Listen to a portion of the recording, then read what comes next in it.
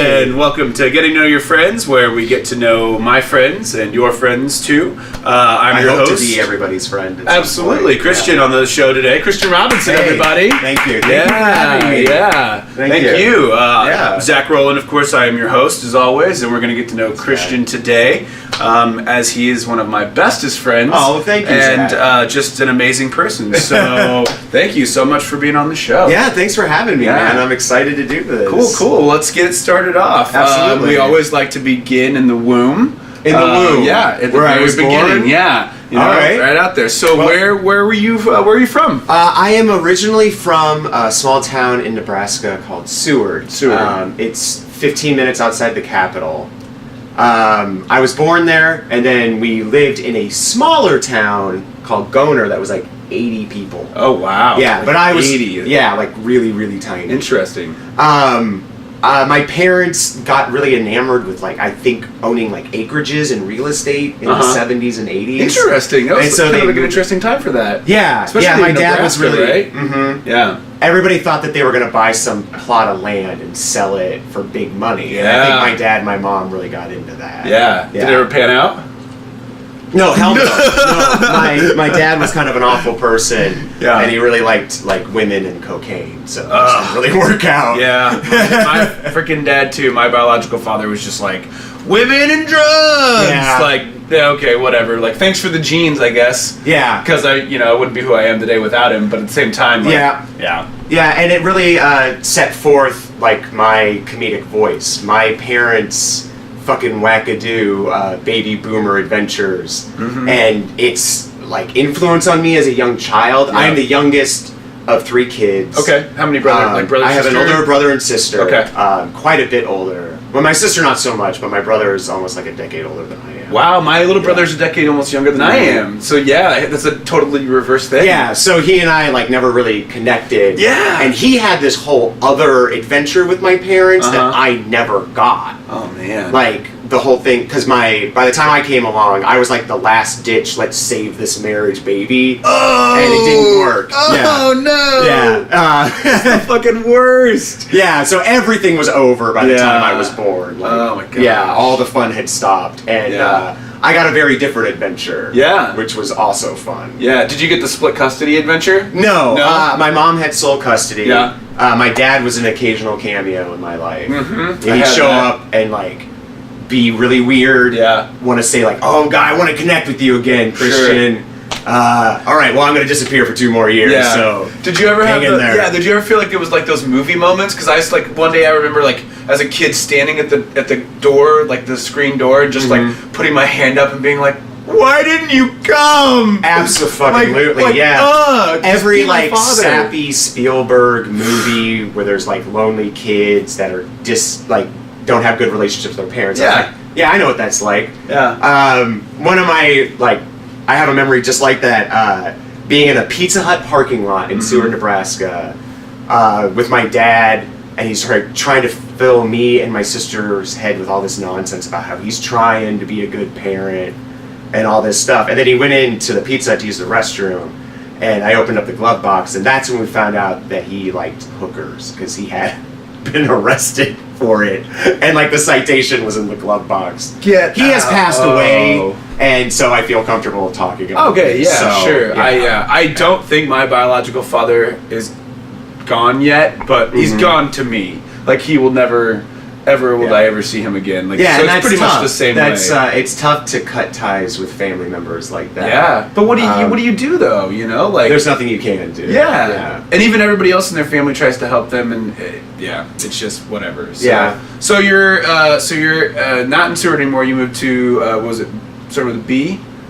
So I went from Seward to Davenport, Iowa. Okay, so where I went to college. Okay, yeah. Well, actually, in the interim, I lived in Tampa, Florida, for a couple of years. Oh, right on. Yeah, when I was in like 3rd and 4th grade. Okay. And that kind of gave me a broader view of the world at a very influential age, which I think was important, and I'm really thankful for. Good. I believe if I would have grown up in Seward my entire life, I would not have been so willing or wanting to see other cities and other places. But living in Tampa for a couple years, I got exposed to a lot of different cultures at a young age. actually being around different, like, actually being around black people. You know, I had an African American teacher in 3rd grade that was a huge influence on me. And then I moved back to Seward, where people are like, black people? Yeah. What are those? I read about them in books. And Seward was interesting. It was like growing up in the 1950s. Yeah. But, so after that, I moved to Davenport, Iowa to go to college. Where at? A little school called Marycrest, which no longer exists. It's been absorbed into the Iowa State University system. Oh, okay. But at the time, it was still independent. Yeah. It was owned by a Japanese corporation. They had come into the United States in the late 80s and like bought up a bunch of colleges. Okay. And were going to be like this first colleges of the new global community. Okay. Yeah. Wow. It was really interesting. Yeah, it was a very interesting education thing. Yeah. Like, so was that curriculum different? Like, what did you go to school for? Computer graphics. Okay. Which ended up being very good because I learned how to do front end development when that wasn't a thing that you could learn to do in a college. Because this was in like 94. Oh wow! Yeah, Really late early 90s. on. Yeah, I was gonna say because it's all No, 90s. No, I'm sorry. I graduated in 96, so this would have been like So okay, late 90s then. Yeah, late 90s. But still though, on the kind of like being the so near forefront. Chicago, and I went all the time. Never got into improv. Really? Yeah, I was into theater, not improv. You know, I probably would have been the same way. Later, yeah, but I would have been the same way though. Like it hadn't presented itself to me the way that I was into the UCB because of the sketch show being on at the time, but that I didn't understand how they had made that show. Yeah. And so that would come along much later. Right. But comedy had always been really important to me, but I had always come at it from more of a sketch angle, or really animation and theater was my focus forever. Yeah. Forever. Did you do theater stuff in like high school or college? I did marching band. Not that that's really theater, but we did a lot of shows, presentations.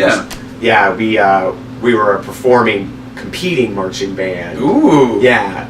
So I got that in my blood, like traveling a lot, changing in awkward places, and being on display. Yeah. But then in college, I got into theater to get over shyness, and I bringing it back to being at Marycrest. So yeah, the curriculum was crazy. Yeah. It was a crazy time. It was so much individual professors pushing their own agendas, which was awesome. I learned a lot from Andrew. I'm sorry if I get this name wrong. Andrew Garfield. I don't think he'll be listening. Not the guy from the Spider-Man movies. I know that's the same name. Oh yeah. He was. I'm not going to say the name again until I look it up. But sure. He was really crazy, and he got me to doing some web work really early on. I had made websites in high school, but he had me do some stuff. He has like government contracts. Oh, I made websites, safety videos for pilots and things like that in college a little bit. For like people who would fly like commercial airline jets and stuff like that. Military. Jets. Oh, okay. So these were the government contracts. Yeah. One of them was weird. It was for people who are flying as passengers on military vehicles. But yeah, it was all really. I had to sign like confidentiality agreements. So you had a little bit of clearance. I feel like. A little bit. Yeah. Man, that's edgy. Yeah, it was a strange time there. Yeah. We had a computer that hooked directly into the backbone of the internet when that was a major thing. Yeah. Because we were so close to Chicago, and there was a big hub there, and getting to experience the internet at a speed that I'm just now experiencing again. Yeah. Like during that time period, that was like the fastest. Yeah. I had always loved technology. Yeah. I had been into building computers and things like that since I was very young. My mom had bought me a Commodore 64 when I was a little kid. Yeah. And let me just tear that thing apart. You know, I learned about RAM and motherboards and circuits, and I used to actually make circuit boards in high school. You get these like big breadboard things with these little pegs in it, and you like plug all the circuits in and make like LED lights glow or a little slot machine game. Yeah, but that's fun. I fell in love with art and stopped doing that because it wasn't as fun as making paintings and comic books. Oh, cool. Yeah. Cool. Yeah. So did that lead you anywhere then after Davenport? After Davenport, I moved back home, which had changed from Seward to Omaha. Home being where my mom currently lived. Sure.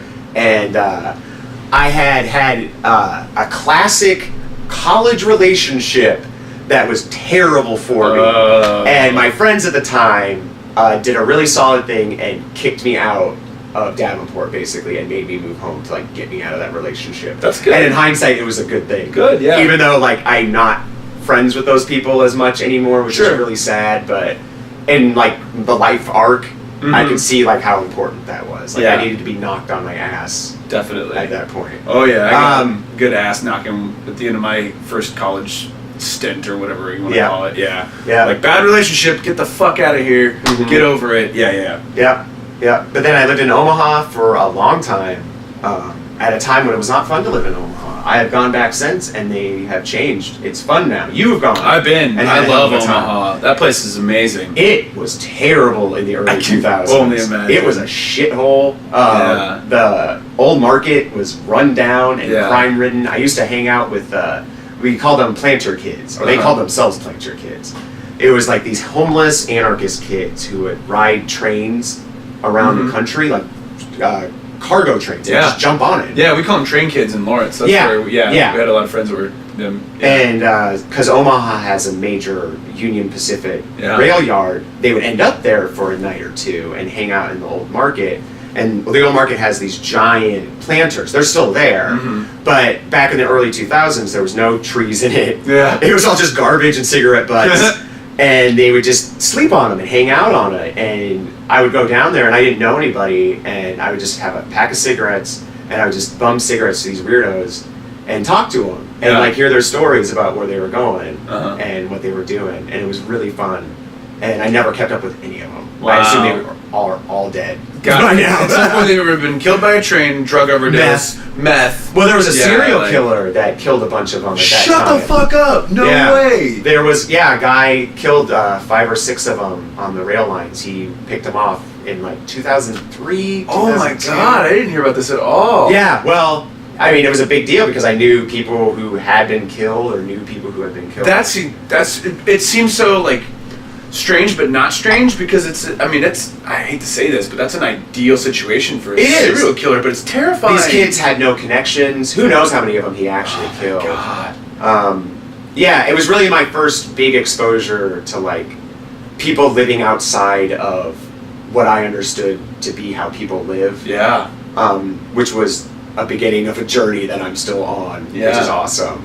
But you grow up in a small town, and even going to college in Davenport, it still was like I loved the suburbs. Mhm. I wanted to live in them. I wanted to have a big car and a fancy house. Mm-hmm. And I know that feeling. yeah, it was just those years after college where it was just like, that's all this shit's not as important. Yeah. Even though I'm sitting in front of a wall of comic book stuff. Right? But Yeah. that's been a more recent thing I've gotten back to. Yeah. Yeah, I didn't allow myself to be fun for a long time. Sure. I'm glad I could say that in the driest way possible. Yeah. I didn't allow myself to be fun, Zion. No fun in here. Look out, it's the party train. Hey, yeah, watch out for the serial killer on the party train. Yeah. Jesus Christ. Yeah. Oh, he's gonna kill that party. And I was working at Hot Topic at the time, which was the time you wanted to fucking work at Hot Topic. Oh, I always did. Post 9/11 Hot Topic? Oh my god. You weren't allowed to have anything. I made a thumbs down. I'm sorry, I forgot that you're also recording this for a podcast. Oh yeah, Thumbs down. Thumbs down. Yeah, For the because it had listeners. been, I had worshipped that place Yeah. in high school. Yeah, they just had, I was like, oh, there's all this cool clothes, and it's basically like you're a rock star if you work there. Yeah. But it was that way when I first started working there, and then 9/11, and then it was terrible. Wow. It was such a weird way to experience the post 9/11 America. Yeah. Of we can't have fun anymore. Everything is oversensitive. Everybody gets to be a big diaper baby Ugh. about everything. Yeah, the 2000s was just fucking lame. I hate that was when I had my 20s. It Yeah. was awful. Yeah. The Bush era, but it made me tough, I think. How so? Well, you had to stick up for what you believed in. You had to Mhm. justify your political beliefs, Sure. particularly living in Omaha at the time. I mean, Mhm. there was one incident where I had a guy try to take a swing at me. It was only because a friend got in between him and that guy that we didn't come to blows over wearing a Vietnam era Air Force jacket Uh-huh. that I thought was cool. Yeah. And I had a carry sticker on my car. Huh. And this guy was going to beat the shit out of me. What a weirdo. Yeah, but that's what it was like then. Yeah. You know, and I know it's kind of better now. Yeah. But it was really weird. It was a really weird time in America. Sure. Yeah. Oh, that's crazy. So you're in Omaha. You're doing anything specific? I was wasting my life. I was. Oh, okay. No, I wasn't. No, I was getting weird experiences. Sure. I was working at the mall, and then that ended over something weird. And then I had kind of a series of jobs in the web design realm, small businesses, and then eventually I worked for this company, Oriental Trading Company. Mm-hmm. They're still around. They make party supplies, teacher supply. Oh, I'm making a plug. Oh, yeah, right here. Go to orientaltrading.com for all your party and teacher supply needs. They got what you need. They got what you need. Oh, for yeah. cheap prices. For sure. Overseas prices. Yeah. And so I kind of was like, well, I guess this is what I'm going to do. I'm going to be a front-end developer. I'm going to design websites forever. Yeah. And I still do that today. So is there a difference between, sorry to interrupt you, but you say front-end developer, and I'm not exactly sure, maybe some other people aren't, what specifically That means I actually means to, make the code that is run in your browser. Mhm. I'm coding the HTML and the CSS, which determines the layout of the web page, functionality on the front end, which means JavaScript, anything that's run in the browser. What I don't do is I don't do anything that's on a server. I don't do any back end programming. Okay. Which means I'm not dealing with databases and things Okay. like that. Yeah, so it's true you get a little bit more of the fun stuff then, right? Yeah, it's because I started out doing design, just the design of the page itself, which has always been my main focus. Yeah. But there's a little bit more work in the code of it. Gotcha. So, yeah. Okay. Yeah, but that makes a great distinction as to when somebody says It's a it very that way. niche market. Yeah, Right, it's a right. very niche market. Yeah. But it's been fun, and it's kind of allowed me the freedom to pursue other artistic pursuits. Great. Because it's typically filled by people who are artists, Mm-hmm. because they got into this because of the design of the web pages, typically. Yeah. Like right now, I mean, I work with musicians. I work with a guy who makes jewelry. You know, everybody I work with has other creative pursuits, which is really nice. Yeah. It's very Yeah. nice. Cool, Yeah. cool. So then how'd you get to Kansas City? I got to Kansas City because of work. Omaha, the economy, they hit it hard. There was not a lot of work there. Yeah. So I moved down here. It was bigger than Omaha. Oh, yeah. I just wanted to get something bigger. And so I was working for a company called Ringside. I think they're still around. And they make boxing equipment. Like, I'm going to hit you in the face boxing Ringside, equipment. Yeah. Oh, man, that was a crazy place to work at. Wow. Nobody I know still works there, so I can talk about it. But it was perfect for that time of my life. It was loose. It was like barely a job. We played video games over lunch. And it was like a frat. Because there's a bunch of us that were out of college, but we still kind of wanted to live like that. Yeah. And they just kind of found each other at this place, and it was really fun. And that's when I started to get into improv, when I moved down to Kansas City. Cool, cool. What was that like? What was your first endeavor into that? Let's get into the improv. I love it. Well, let's get it, because that's what I'm all about. That's what we're here. So I moved down here, and I had met this lady, Cindy Pash at the time. Yeah. And she had a team at a college here at Rockhurst University. And I was looking for a place to move to. It was between this and Chicago. What did you think? What did you think was going to happen? Well, I don't know. Anyway. Yeah, I'm glad not everybody from the listeners. There was a place I could live at cheaply during the interim move period, which was important.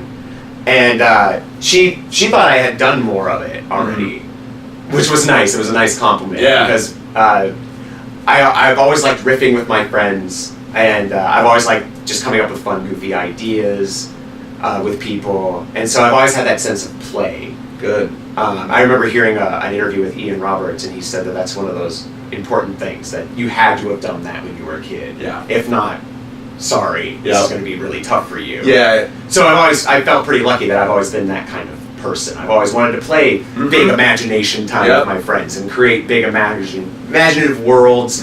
Don't play by the rules too strictly. Oh, yeah. Usually. Yeah, we've talked about that on a number of occasions, how both of us when we were younger, we would just create these magnificent worlds and play to our own levels. I had a and, very intricate comic book world that loved played it. in my imagination Yeah. a lot when I was a kid. Yeah. Do you remember anything? Any like?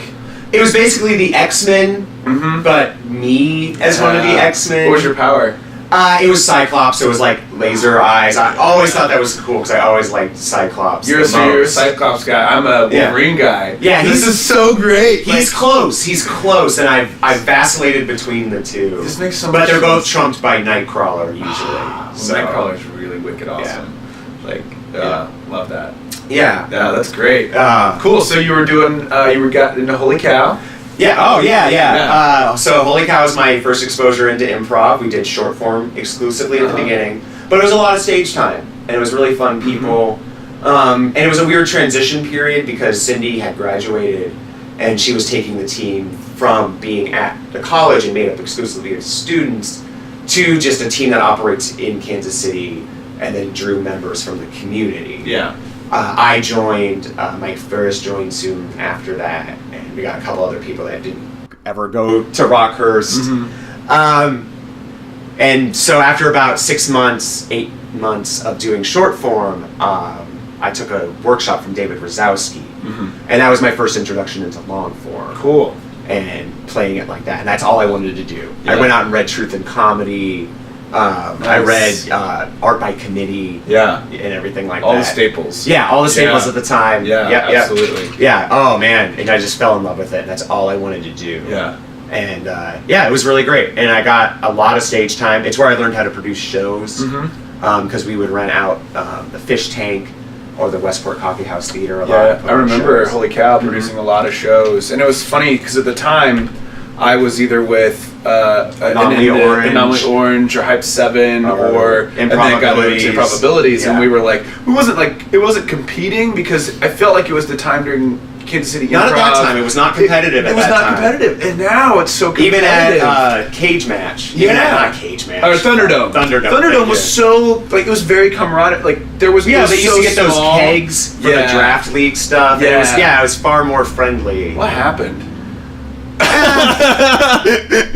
Another time. I don't know. Another time. But yeah, it was, and that was fun because we got to see each other and support each other. We did shows together. We did. You know. A guy, Tom Kessler, he ran a series of shows out of the Fish Tank, the Crossroads Comedy. Yeah. And that was hugely influential for me. I got to see how to produce a show, how to not produce a show in a lot of ways. Yeah. How to deal with people who run a theater, marketing, marketing, putting yourself out. How to run a show, how to make a show work, and it's something I'm still refining to today. Right. How to really. As the times change, you have to keep refining it because Absolutely. people are looking for different mediums. They're coming at you at a totally different angle than they were at those times. And that was like what, 6 years ago? 5-6 years ago? Quite a while ago. It's now, crazy how long both of us have been doing crazy. improv in this city. But it was fun, and I got to see a lot of really talented people here in Kansas City at a time when I think there was a lot of creative people coming up. Not a Great Gorilla. Was really fun. Mike Grush, Mike Jimerson. Levi Eubanks, and Jeff Hobson. And 3 of the 4 of them are in Chicago. Now, doing their thing. So Little Bear when they started out. Phil Morris and Levi Eubanks and Chris Fuston. And Ashley Olsen. Oh yeah, and she would fill in enough. In fact, Osborne. Sorry, Osborne. Ashley Olsen's the. Sorry, woo! Thank you, Osborne. Which was actually the first way I saw them. Oh yeah, I remember when she did the fill-ins. At the Fish Tank, yeah. That's funny. But it was really crazy. It was very indie. It was really fun. So I did that for a number of years, and then wanted to do something different. Met Juliet Everhart. Formed Chess with Death, which would then form everything I have done since. That has been the craziest adventure of my life. And how long have you guys been doing Chess with Death now? 4 years. Wow, that's incredible. Like that. I don't know. I mean, the duration of really your guys' relationship as well. Well, it predates it. Predates that. Yeah, by quite a while. Wow. Not quite a while, a couple months. Yeah. But still, though, it's incredible how you can find yourself wanting to do something so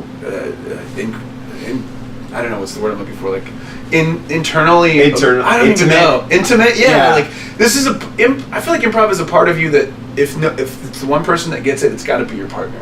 Yeah. You know, like if they. It changed how I thought about my life. Yeah. How I thought about how I interact with people. Mhm. How I talk to people. Mhm. How to respect people. Yeah. You know, I really grew up during this process, and a lot of it I've never put as much effort and work into anything as I have put into improvisation Mhm. and learning it. Basically, you know, I was talking with Julie last night. It's like I feel like I'm entering my master's program almost, because we work 3-4 days a week with Yeah. coaches from all over the country. Yeah. And I've gotten to meet so many amazing people doing this. Yeah. Professional comedians. Professional comedians, Yeah. but just great Teachers. people on top of Absolutely. it. Yeah. And you make friendships with those people because they understand how hard you work in the same thing that they work for. Yeah, one of the very first people we started working with was Kevin Mulaney, Mm-hmm. who has just he's changed my life. Absolutely. I love Me him too. so much. Yeah. Just seeing somebody at like the top of their game, like coming up with new philosophies and theories, it just blows me away. And I Yeah. feel very fortunate. Yeah. And it changed how I play, how I think, how I relate to people, and everything. Yeah. Because it's just about the spectrum of engagement. Oh, has been yeah. the theory, and you've been a part of that. Yeah, I You've been got there. just a little bit into it with Yeah. you guys, and I'm excited to hear more about that and Mhm. see what comes out of that, because it's really interesting stuff. It's made me at least look at scene work in a totally different light. You Yeah. know, Yeah. get rid of the conflict and really engage. Yeah, yeah. Be conversational. Like, And that is something that poisons so much of the improv I see is conflict. Yeah. Not being able to get past surface level arguments and get to something more creative and imaginative and just more fun to watch, Yep. more fun to play. Yeah. To be in. Yeah. Yeah. Absolutely. Mhm. All right, lightning round. Let's do it. All right. So, favorite thing to look at on the internet? Oh man, Tumblr.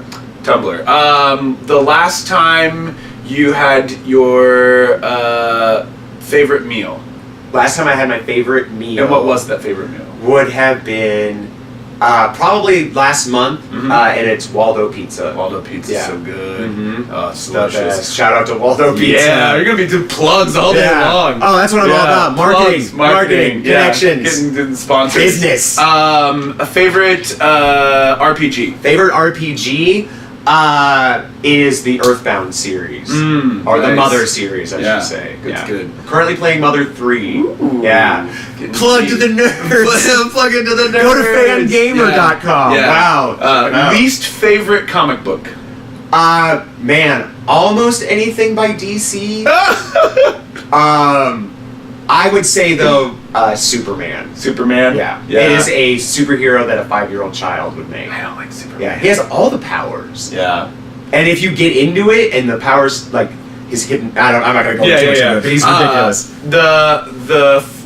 Let's see, the philosophy that entices you the most. Philosophy that entices me the most right now is playing genres. Mm-hmm. Anthony Antamanik and his 2-man movie that he does with Neil Casey. Yeah. It blew me away, and I fucking want to do more of that. Love it. Yeah. Sega Genesis or NES? NES. Yes. Favorite character from the Mario series? Toad. Toad. Oh, it's so good. He's Yeah. so silly. If you could be any person in history, who would you be? Oh wow, I would be, Stan Lee. Yeah, Without a doubt. fucking sweet Yeah. creator of The life that everything man epic. must have had. Oh my God. geez. Or still having. Yeah, Sorry. it's not gone yet. Wormhole or black hole? Let Let me throw in a third. Pussy hole. Oh, you keep the pussy. I'll take the hole.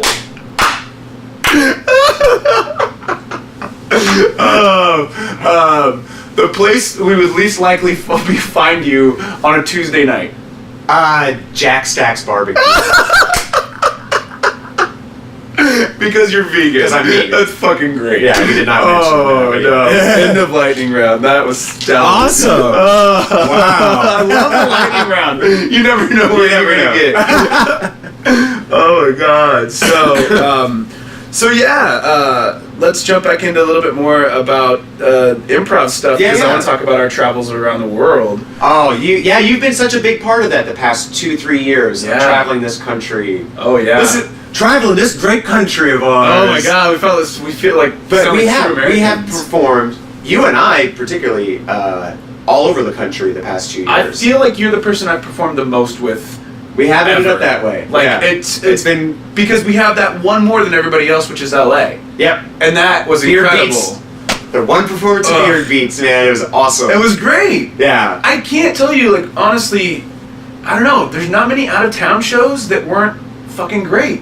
Yeah. Like, I mean, there may have been some that like weren't like the best, but they were still fun and good. People enjoyed them. But man, our festival shows. Ever since Juliet and I did our first one up at the Backline Theater in Omaha, I just got the bug for it, because you live it. You are living improv until the moment you hit that stage, and it is just a continuation of what you've been doing. Yeah. You know, the Oklahoma show that you and I did with Adam Helsher. We smoked so much on the way down there.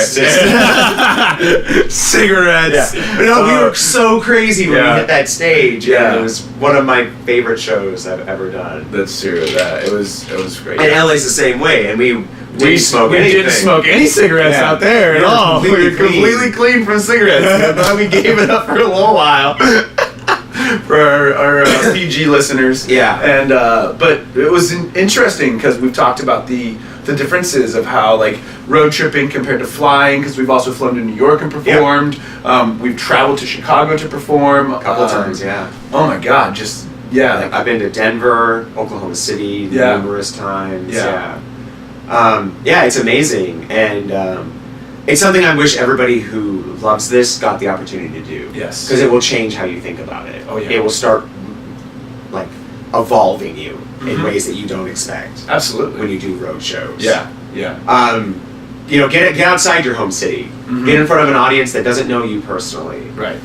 Nothing will make you feel more like a hot shot, and you need that confidence when you do this. Remember Thousand Acre Wood, the murders of Thousand Acre Wood in Springfield? Oh wow. Jesus. Stuff like that, though, you know, like, it's unique, and you'll remember it forever. It really stands out. What a great show. Where I'm a little harder pressed to remember home shows, which I don't want to sound dismissive by any means. But still, though, like, those were adventures that they're staples in my mind. Yeah. Because they were so much fun the whole way through. Yeah. Oh my God. And just, I don't know how much time we have left, but to talk about New York a little bit. Let's talk about it. We got some. That was such a weird, amazing, life-changing experience. How so for you? Like, tell me all about it real quick. I feel like since the moment we were in the Chicago Improv Festival this past year, which was amazing. Yes. Got to meet a lot of great people. We got to meet the 3 of the 4 original UCB members. Yep. Got to meet Matt Besser. Yeah. It was the first time I had gotten to meet Anthony Antamanik face to face. Yeah. And I have a huge, like, improv crush. Oh yeah, Anthony. I just want to, like, cuddle him in my front pocket. Yeah. And getting to meet him, and then that leading to us getting into the Del Close Marathon this year. Yeah. I feel like it was all connected. It was this arc. It led us to meeting Amy Gerlich, which I know you don't personally care for her. Nah, I won't talk about it too much. Yeah, you know, that's my baby. But it was like, what was that, like 4 months between those two festivals? Yeah, and it felt roughly like an episode of a television show. It was crazy. Yeah, the things that happened in between there were like it was. It's all every day just builds more and more. Yeah. And when we got there, though, what did I tell you guys? It was like nothing you've ever experienced before in your life. And it was great. And I felt very welcomed. The fact that I was able to perform, you know, at UCB East at a good time, I felt just part of the community, you know, even if it was just for a day. Yeah. And it was so awesome. Yeah, sitting in that green room at UCB East and having all of my, like, idols walk back in. Brian Husky, Anthony Antamanik, Tom Gabris, fucking Matt Besser, like, all walk back there when they were like, hey guys, and we're just like, Yeah, and it showed, you know, it influenced me in that I need to be that welcoming and big of a personality, you know, with people. Yeah. Because that's, I don't know, it's just how you do it. I don't know. It's true. Just be good to be. Yeah, that's the one thing, like, that they love, I think, that idea of really being welcoming to people who want to be a part of it, who yearn to be a part of something that's great. And yeah, it's awesome. Yeah, I don't know. I think people assume that it must be very cutthroat, very cold, which has not been my experience. I've heard a lot about that clickiness, and I mean, like, I get it, but I think that happens anywhere you do. Anywhere. Yeah. What's the reason we find our friends? Exactly. We find the people that we love to do things with, and we get either, brought into the folds, or we create new folds, or whatever it is. We did that with Recess Players. Absolutely. Yeah. It's, at a certain point, it stops being a hobby and starts being like, well, how good are you? That sounds so... Well, no, that's okay though. Yeah. How good are you depends on how much dedication you put into it. Right. And you get good by dedicating yourself to what it is that you love. Yeah. So don't be. I just want to go up there and crush it every time. Absolutely. That's what I'm hoping to get out of it. And there's been times, just recently I went through kind of a funk this past winter. Mm-hmm. It was very tough for me to get out of that.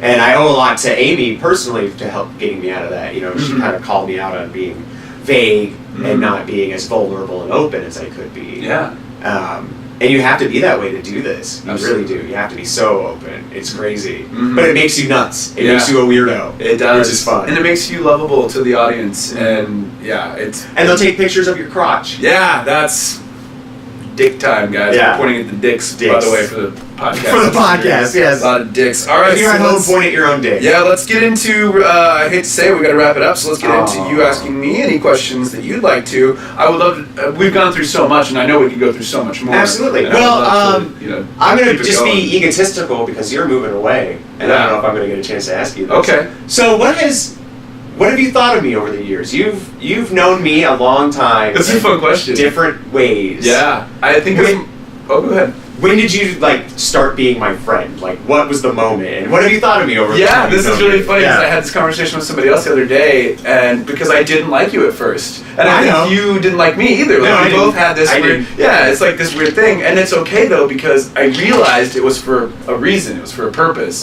Because we were both very like-minded. We both had the same standards of quality. We both wanted the same things, and it was really fun to just be comparing, just be okay, well that guy's doing that thing. Well, I want to do that thing too. But then when we had an opportunity to match up in KCIC, and actually perform together, and it was oh well, no, we're not pitted against one another. There's nothing actually wrong with us. We just hadn't had a chance to bond, and then we had never played together until that time. Yeah. And then when we started working together in After School Special, I was great. This is even more opportunity to get to understand musicians' art and what they're doing, where they're coming from. Because I did always think you were funny, but I always thought you were a competition. Because I was I want to be as funny as that guy. So it's immediately I'm we filled the exact same niche for a long time. Yeah.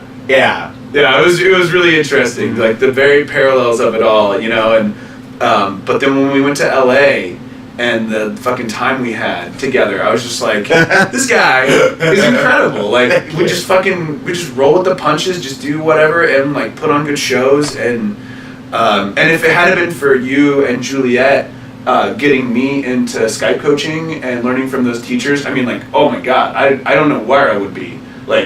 It's incredible to think about the fact that you two helped spark my true academic process into the improv world that I'm about to fall into. Yeah. So, oh, you're running into next, man. Woo. Yeah.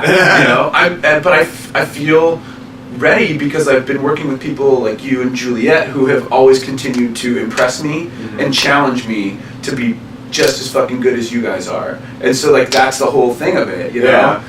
So it's really funny to think back about when for the very first time I saw you, I was yeah, he's funny, but I don't think I could be friends with that guy because he's such a dick on the side. When I was the fancy man of improv, I remember the vest with the pocket watch, the the tie clip, and the whole business. Yeah. And he changed a lot. And I used to be fucking, funny man. I tried to be handsome. You funny showed your butt all the time. Yeah. A lot of butt. I did. I tried to do guy kissing.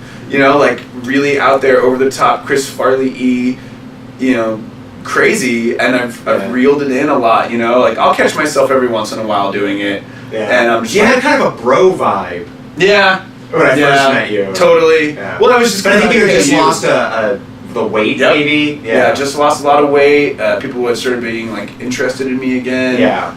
I just come from KU, which I was very bro-y at KU. Yeah. Going through different relationships and stuff. When I got out of like one of my last major relationships was when I totally changed like artistically and was just like tattoos, philosophy, theater. Like I got back into who I really was. Yeah. And that changed me as a person and made me better to be around.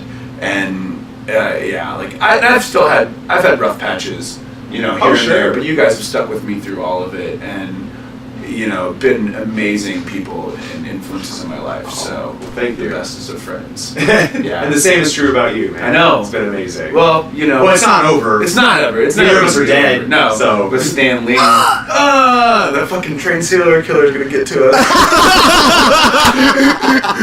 Well, guys.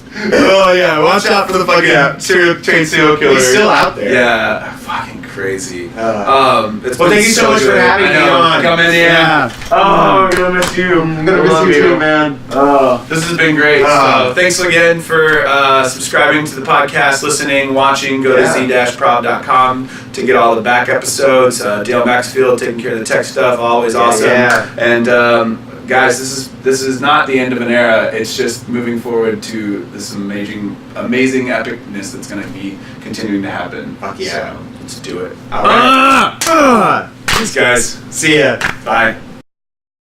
Oh, I didn't get to talk about my racism. Oh no!